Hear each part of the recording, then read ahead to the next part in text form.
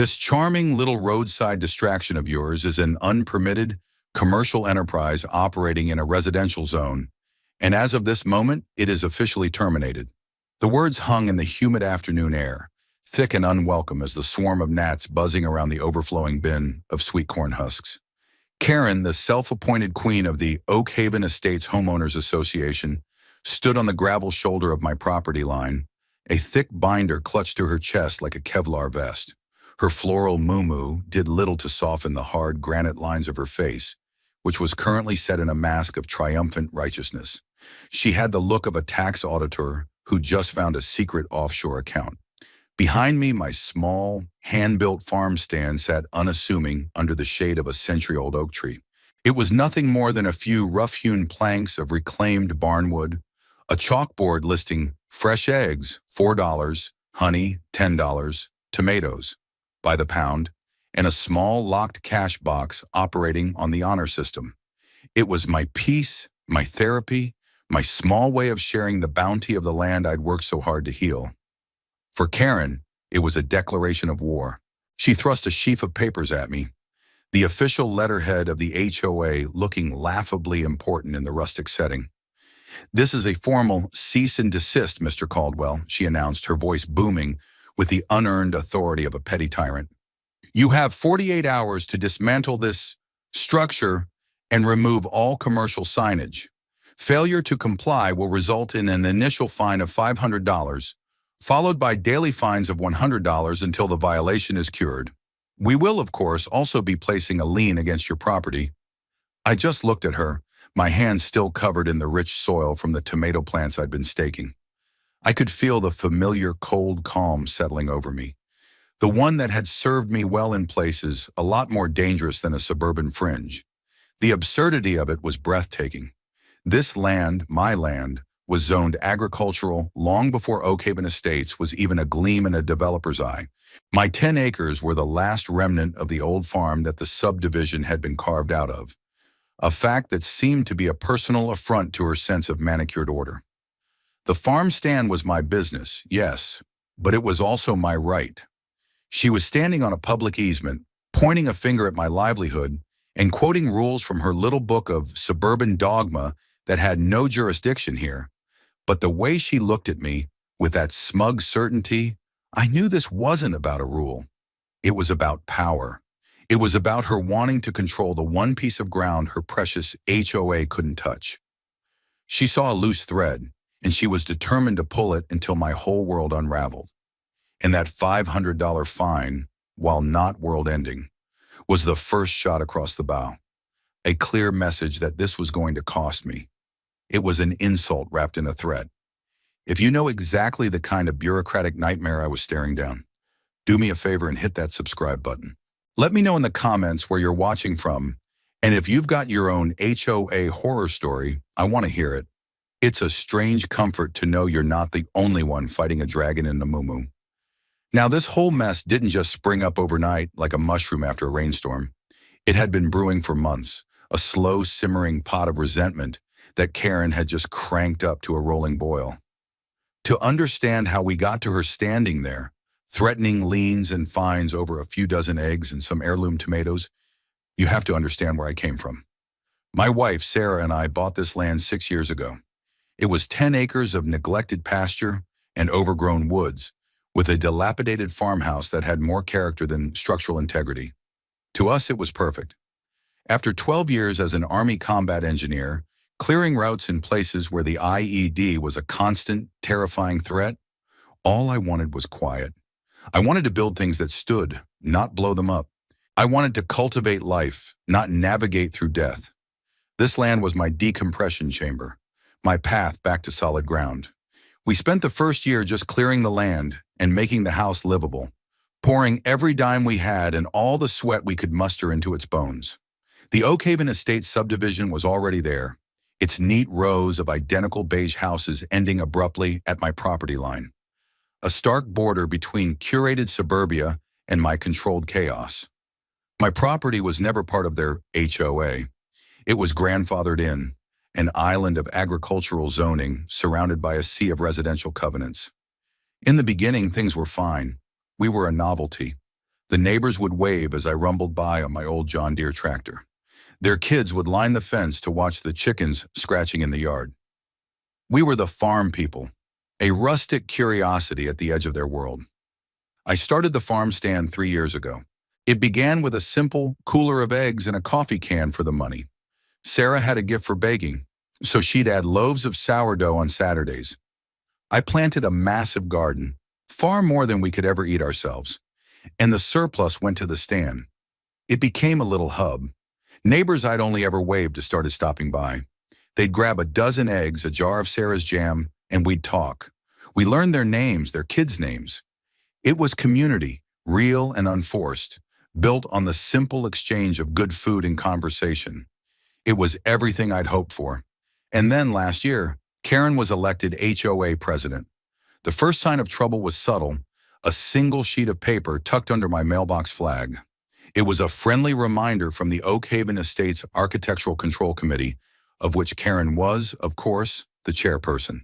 The letter, dripping with passive-aggressive politeness, noted that a commercial vehicle, my 20-year-old Ford F250 pickup truck, was regularly parked in my driveway in a manner visible from the street. It cited a covenant that applied only to the properties within the HOA, a detail I'm sure she hoped I'd overlook. I read it, let out a long, slow breath, and filed it away in a folder I labeled, with a grim sense of foresight, Karen. A week later, another letter arrived. This one concerned my rooster, General So. Apparently his morning crowing was a violation of the nuisance clause in their bylaws. Again, her rules, not mine. My property was zoned for livestock. A rooster crowing on a farm was about as surprising as a dog barking in a kennel. I ignored it. The letters kept coming, each one more absurd than the last. There was a notice about the height of the sunflowers I'd planted along the fence line, which apparently exceeded the maximum allowable fence height of 6 feet. There was a complaint about the unpleasant odor of compost, which was located a good 300 yards from the nearest Oak Haven house. Each letter was a little probe, a little test, searching for a weakness. I responded to none of them, but I documented all of them. I took photos, dated the letters, and added them to the growing file. My time in the service had taught me the critical importance of a paper trail. You don't win battles with emotion, you win them with overwhelming, meticulously organized evidence. Sarah thought I should just go talk to her, try to reason with her. Maybe she just doesn't understand, she'd said, ever the optimist. But I knew better. I'd seen this type of person before, the kind who mistakes bureaucracy for power and rules for morality. You can't reason with someone who believes they are the sole arbiter of what is right and proper. Every conversation is just an opportunity for them to assert their dominance. So I stayed quiet, I kept working, and I kept building my file. I knew this was all leading somewhere. The truck, the rooster, the sunflowers, they were just skirmishes. She was mapping the terrain, figuring out her angle of attack, and then she found it. She found the one thing that connected my world to hers, the one thing that truly bothered her. The farm stand. It wasn't the stand itself, but what it represented. It was a crack in her perfect, orderly world. It was a place where people from her neighborhood came and interacted with my world on my terms. It was a symbol of my independence, a quiet declaration that her authority ended where my property began. And for a woman like Karen, a woman whose entire identity was wrapped up in being the president of the Oak Haven Estates HOA, that was an intolerable offense. That's when the official-looking letters started arriving by certified mail, each one costing me a trip to the post office. They were no longer friendly reminders, but formal notices of violation, filled with legalese she'd clearly copied and pasted from the internet. She was escalating, moving from social pressure to quasi-legal threats. She was trying to bury me in paper, to intimidate me into submission. It was a classic bully tactic, and it was the moment I knew I couldn't just keep filing things away. It was time to start planning my counteroffensive. My first call was to Marcus, a man who had been my platoon sergeant for 6 years before a piece of shrapnel sent him home to a law degree. He was a bulldog of a man, short, stout, and possessing a mind that was brutally, beautifully logical.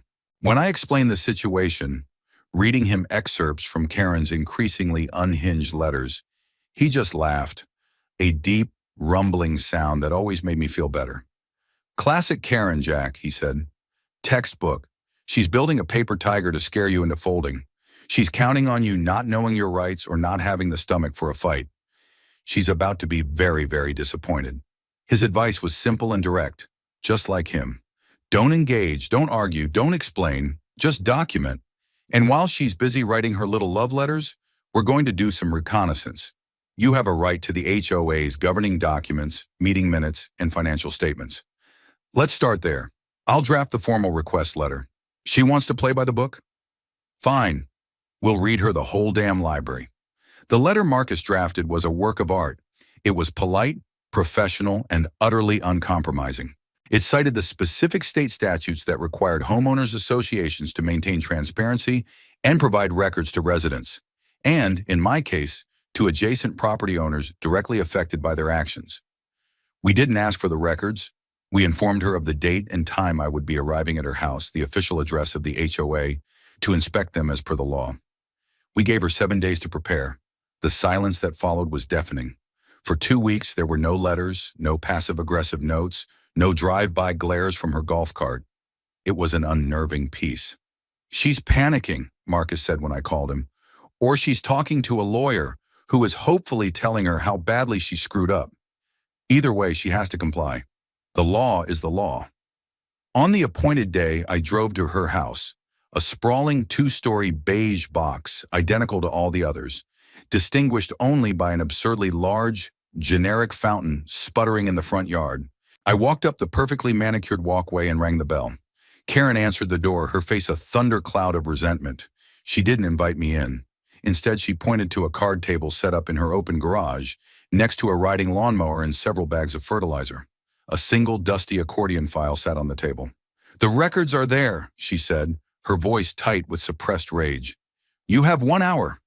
I just nodded, pulled out my phone, and set a portable document scanner on the table. For the next 55 minutes in absolute silence, I scanned every single piece of paper in that file. Meeting minutes, financial reports, violation notices sent to other residents. Karen hovered in the doorway between the garage and her kitchen, watching my every move, her arms crossed so tightly it looked painful. What I found was both exactly what I expected and somehow even more galling. The meeting minutes were a joke. Vague summaries that recorded motions and votes, but no discussion. But the financials and the violation records told the real story. There was a clear pattern of selective enforcement. One resident, a friend of Karen's on the board, had an unapproved shed in their backyard that had been ignored for years, while another family had been fined repeatedly for leaving their kids' bicycles on the driveway. The most damning discovery was in the budget. The HOA had spent over $15,000 on community beautification in the past year. The line item was vague, but after cross-referencing the dates with the minutes, I figured it out. $10,000 of it had gone to installing the ridiculous fountain in her own front yard, which she'd somehow designated a community common area. Another $5,000 went to a landscape architect to design and install an elaborate floral arrangement around the Oak Haven Estates entrance sign, an arrangement that required constant, expensive maintenance. Meanwhile, the fund for road maintenance and playground repairs was dangerously low. She wasn't just a bully. She was using the HOA's money as her personal slush fund to inflate her own sense of importance. I packed up my scanner, thanked her politely for her time, a courtesy that made her face twitch, and left. Back at my farm, I spread the printed documents across our big kitchen table. Sarah looked them over, her expression shifting from confusion to outrage. "She's stealing from them," she said, pointing at the fountain expense report. "She's finding people for tricycles while spending 10 grand on her own lawn ornament." I nodded, a cold sense of purpose solidifying in my gut. "This isn't about my farm stand anymore," I said. "This woman is a predator, and her neighbors are her prey. She thinks she's untouchable." Marcus was ecstatic when I sent him the scans. "Bingo," he said over the phone. "This is gold, Jack. Pure gold. Misappropriation of funds, breach of fiduciary duty, selective enforcement. It's a full house. We've got her. Now we just need to decide how to play the hand." The answer to that came in the form of another certified letter from Karen. It seemed my request for records had spooked her into making a colossal mistake. Instead of backing down, she had doubled down. The letter was a formal notification that she had filed an official complaint against me with the County Zoning and Planning Board, petitioning them to declare my farm stand an illegal commercial operation and force its removal. It was the nuclear option. She was taking the fight out of the HOA's sandbox and into a formal government arena. "She's an idiot," Marcus said, his voice laced with a dark, predatory glee. "She just handed us the perfect venue to expose her. A public hearing, on the record. She has no idea what's about to hit her."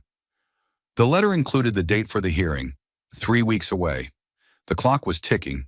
It was time to go from reconnaissance to preparing for open combat. The first step was to build an army, however small.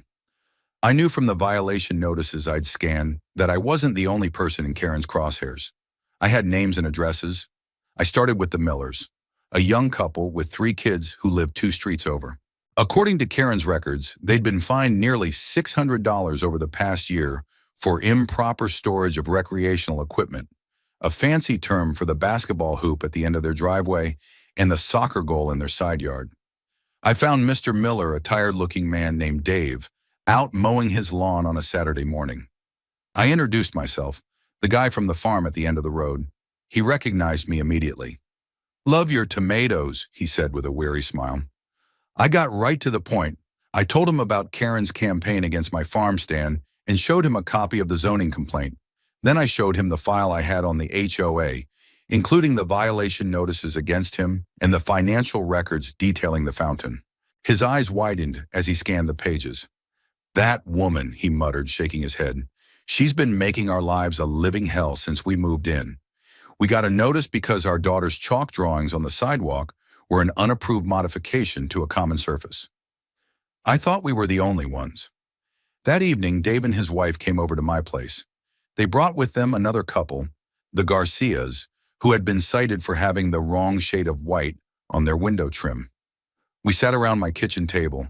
The damning documents spread between us, and for the first time, these neighbors realized they weren't isolated victims. They were part of a pattern.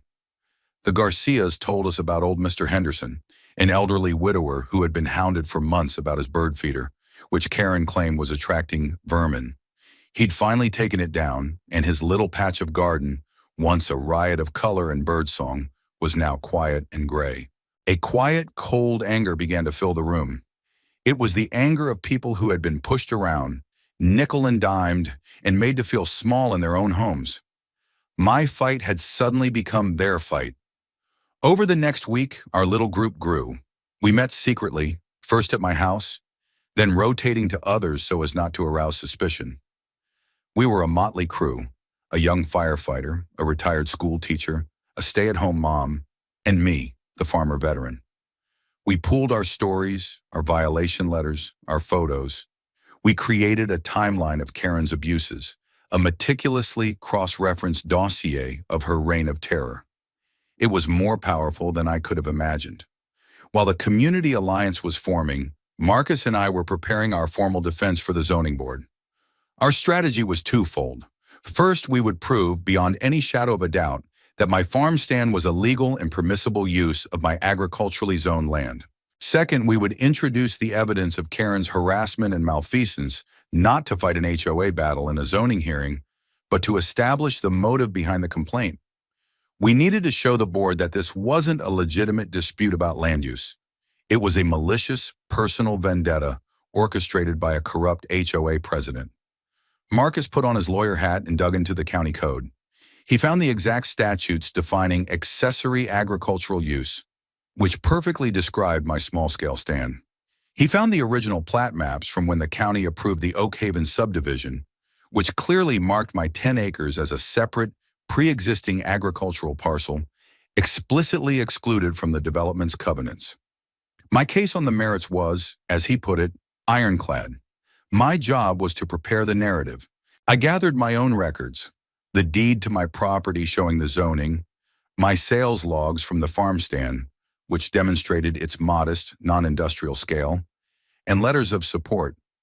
I reached out to the local chapter of the Farmer Veteran Coalition, and they wrote a powerful letter detailing how small farm stands like mine are critical for veterans transitioning from military service back into civilian life, providing both therapeutic work and a vital connection to the community.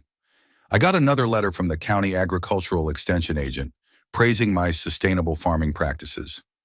I even got 20 of my regular customers from the neighborhood, many of them Oak Haven residents, to sign a petition in support of the stand, stating that it was a cherished community asset. Each signature was a small act of defiance against Karen's tyranny. The final piece of preparation was for the hearing itself. Marcus and I role-played it, with him playing the part of a hostile board member, peppering me with aggressive questions. "Stay calm, Jack," he coached me. "Don't get emotional. Just stick to the facts. Let her be the crazy one. We're going to give her all the rope she needs, and a woman like that will always hang herself with it." 3 days before the hearing, a new letter from Karen appeared. This one not even in an envelope, just folded and wedged into the handle of my farm stand's cash box. It was a gloating, triumphant little note. "Looking forward to seeing you at the hearing," it read. "I trust you'll have your dismantling equipment ready. The community and I are eager to have our peaceful residential character restored." I taped the note to the front of my evidence binder. It was the perfect Exhibit A for her motivation. The stage was set. The players were in position. Karen thought she was walking into an execution. She had no idea she was walking into an ambush. The hearing room was exactly as sterile and uninviting as you'd imagine. Gray walls, fluorescent lights humming overhead, and that faint institutional smell of stale coffee and old paper. The zoning and planning board sat at a raised dais at the front of the room. 5 ordinary-looking people who, for the next hour, would hold the fate of my small dream in their hands. There were 3 men and 2 women, all looking vaguely bored, as if they'd rather be anywhere else. The chairman, a stern-looking man in his late 60s, with a shock of white hair named Mr. Abernathy, sat in the center. I sat with Marcus at a table to the right. My little band of rebel neighbors, the Millers, the Garcias, and a few others, had filed into the public seating behind us, a quiet show of solidarity. Karen sat at the table to the left, flanked by 2 other HOA board members who looked deeply uncomfortable, like they'd been dragged there against their will. Karen, however, was in her element. She had her binder, thicker than mine, and she radiated an aura of smug confidence.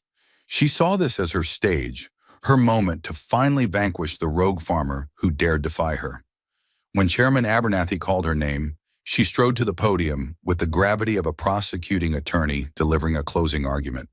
She began by painting a picture of Oak Haven Estates as a tranquil, idyllic community, a haven of peace and high property values. Then she introduced the villain of her story, me. "For years," she began, her voice quivering with manufactured outrage, "the residents of Oak Haven have enjoyed a certain quality of life, a life free from the noise, traffic, and unsightliness of commercial intrusion. But that peace has been shattered." She launched into a dramatic and largely fictional account of my farm stand. She called it a major retail operation. She claimed it generated constant, disruptive traffic, holding up blurry photos she'd taken from her car of a single minivan parked on the shoulder. She described the stand itself as a ramshackle, unpermitted structure that is an eyesore and a blight on our community's aesthetic. She spoke of the potential for vermin attracted by the produce and the unregulated nature of the cash sales. She was a master of insinuation and hyperbole, twisting the image of my humble honor system stand into something sinister and threatening. She spoke for nearly 20 minutes, her voice rising in a crescendo of self-righteous indignation. She concluded by presenting the board with a petition, which she claimed was signed by the vast majority of Oak Haven residents, demanding the immediate closure of my business. "We implore you," she finished, placing a hand over her heart, "to enforce the county's own zoning laws and restore the residential character of our neighborhood. We ask you to shut down Mr. Caldwell's illegal commercial enterprise permanently." She returned to her seat, looking immensely pleased with herself, nodding at her board member cronies. The chairman, Mr. Abernathy, looked down at the petition she'd handed over, his expression unreadable. "Thank you, Ms. Preston," he said, his voice a low gravel. "Mr. Caldwell, you may now respond." I walked to the podium, my own binder in hand. I could feel Karen's glare on my back. I took a deep breath, looked directly at the board members, and began. I didn't use drama or emotion. I used facts.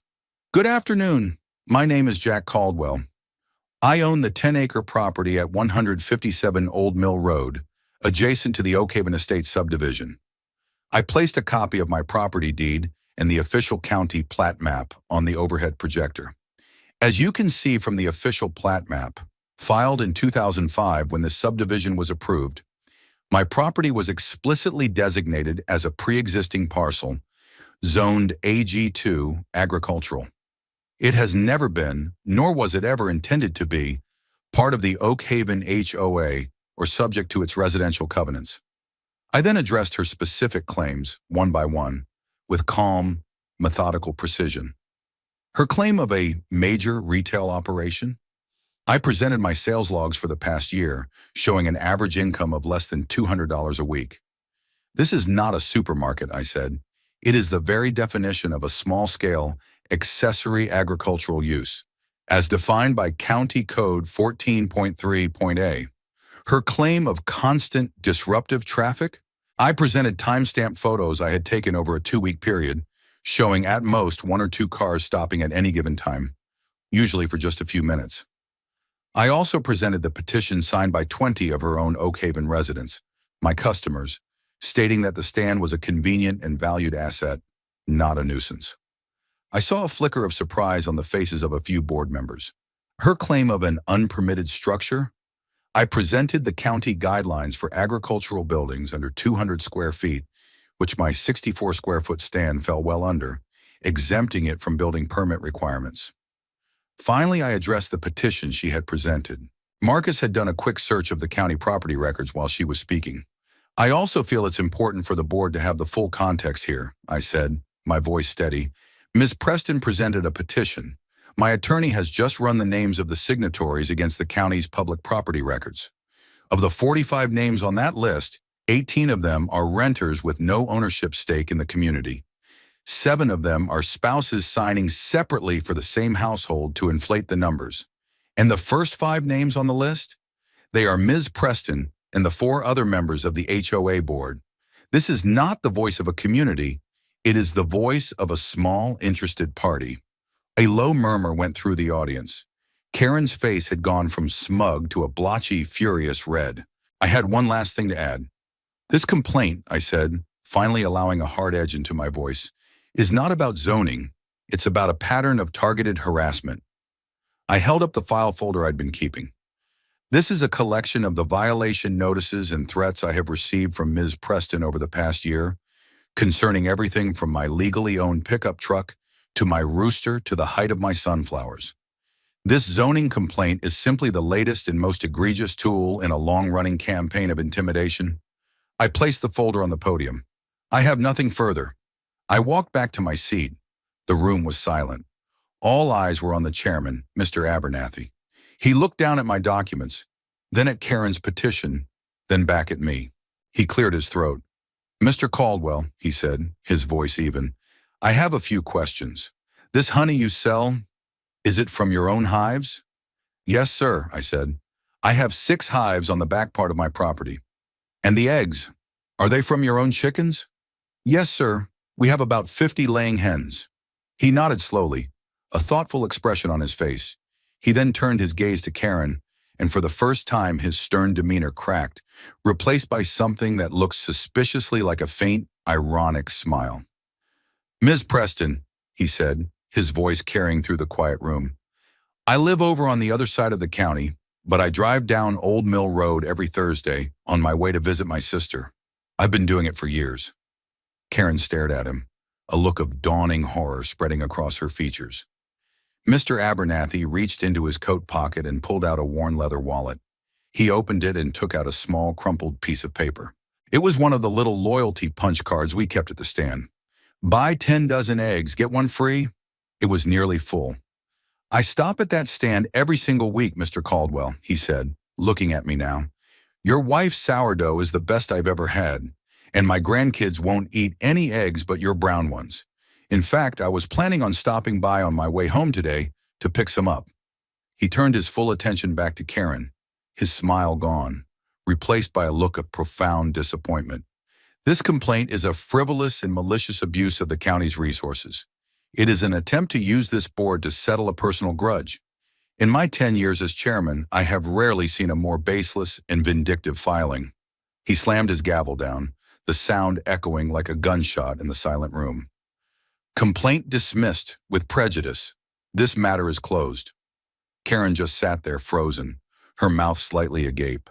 The color had drained from her face, leaving it a pasty mottled gray. She looked like her entire world had just collapsed into a sinkhole beneath her chair. And in a way, it had.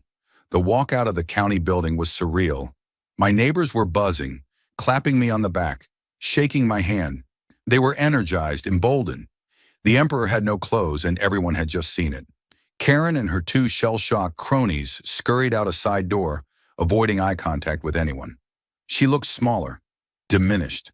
The blustering wind of her authority completely knocked out of her. The news of her public humiliation spread through Oak Haven like a grass fire. Dave Miller, using the contact list we'd compiled, sent out a mass email that evening, summarizing the events of the hearing in glorious, factual detail. He attached copies of the financial records showing the fountain expenditure and the evidence of selective enforcement. He ended the email with a simple call to action, a petition to hold a special meeting to recall the HOA president and board. The response was immediate and overwhelming. People I'd never even met emailed their support. The petition had enough signatures in less than 24 hours. The dam of fear that Karen had so carefully constructed for years had finally broken, and a flood of long-suppressed resentment was pouring through. The special meeting was held 2 weeks later in the community clubhouse. It was standing room only. For the first time, it wasn't just Karen and her handful of supporters. It was filled with dozens of homeowners who were fed up. Dave Miller ran the meeting, and he did it by the book, following the HOA's own bylaws for a recall vote, using the very rules Karen had once weaponized against others to dismantle her power structure. One by one, people stood up and told their stories. Old Mr. Henderson spoke in a shaky voice about the bird feeder and how much joy it had brought him after his wife passed. The Garcias talked about the absurdity of being fined for the shade of their paint. The mother, who had been cited for her child's chalk drawings, spoke about feeling like she couldn't let her kids play in their own neighborhood. It was a powerful, cathartic outpouring of community frustration. Karen sat at the front table, silent and stone-faced, as her entire kingdom crumbled around her. When the vote was called, it wasn't even close. She was recalled by a margin of 97-4. The two board members who had sat with her at the hearing resigned on the spot. A new interim board was elected, with Dave Miller as the president. The first motion they passed was to formally dissolve the Architectural Control Committee. The second was to commission an independent audit of the last 5 years of the HOA's finances. The weeks that followed felt like a breath of fresh air after a long storm. The petty violation notices stopped. The new board held a community meeting to get input on what to do with the infamous fountain. The overwhelming consensus was to have it removed and use the money from the sale of the pump to help refurbish the playground. A month later, a landscaping truck showed up at Karen's house and unceremoniously dismantled the monument to her ego. I watched from my tractor as they loaded the concrete cherubs onto a flatbed and hauled them away. Karen didn't come outside. In fact, I rarely saw her after that. Her golf cart no longer patrolled the streets. A for sale sign appeared in her yard a few months later, and then she was gone. The neighborhood changed. People started talking to each other more. A community barbecue was held at the newly repaired playground. The Millers' basketball hoop was always in use, its net swishing with the sound of kids playing, a sound that was no longer a violation, but just the happy noise of a neighborhood. My farm stand thrived. It became even more of a local institution. People from Oak Haven made it a regular stop, not just for the food, but as a small gesture of support, a symbol of what we'd all accomplished together. Sarah and I expanded the garden and added 2 more beehives. Life settled into the peaceful rhythm I had always craved. One sunny Thursday afternoon, about a year after the hearing, Mr. Abernathy's old sedan pulled up to the stand. He got out, looking just the same, and ambled over. "Afternoon, Jack," he said with a nod. "Afternoon, Mr. Abernathy," I replied, wiping my hands on my jeans. "How are things?" "Quiet," I said with a smile, and I've never been more grateful for it. He picked out a dozen brown eggs and a jar of Sarah's peach jam. As I was bagging them for him, he looked out over my fields, at the neat rows of corn and the sunflowers nodding in the breeze. You know, he said, his voice thoughtful, people like her, they think power comes from a title, from a rule book. They spend their lives trying to build fences around everyone else. He turned to me, a look of quiet respect in his eyes. They forget that real strength doesn't come from building fences. It comes from sinking your roots deep into good ground. He paid for his items, refusing to take them for free, and placed another punch on his well-worn loyalty card. He was just one punch away from a free dozen. See you next week, Jack, he said as he got back in his car. I watched him drive off, the dust settling on the gravel road. The sun was warm on my face, the chickens were clucking contentedly in the coop, and the scent of rich earth and growing things filled the air. My roots were deep, the ground was good, and finally there was peace.